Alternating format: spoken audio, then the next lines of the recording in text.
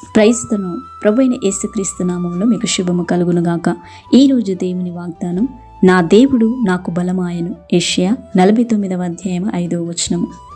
ఆయనే మన కొండ, మన కోట, మన ఆశ్రయ దుర్గమైనాడు. ఆయన తప్ప వేరొక ఆధారం మనకు లేదు. ఆ బలవంతుడైన గొప్ప దేవుడు మీతో ఉన్నాడు గనక మీ ఎడల బలమైన కార్యములు ఆయన జరిగించును. ఆయన ఉంటే సమస్తములో మనకున్నట్టే. ఆయనే మన బలం, మన ఆధారం, మన ఆశ్రయమై ఉన్నాడు. ప్రార్థన. కృపా కనికరం కలిగిన గొప్ప తండ్రి, మహోన్నత, నీకు స్తోత్రములు చెల్లిస్తున్నాం. నీ బలమైన కార్యములను ప్రభా మీరే మా ఎడల జరిగించండి. నీవు మా పక్షం ఉండగా మాకు విరోధి ఎవరు? నిత్యము మీరు మాకు తోడయండి, ముందుకు నడిపించండి, సహాయము దయచేయండి.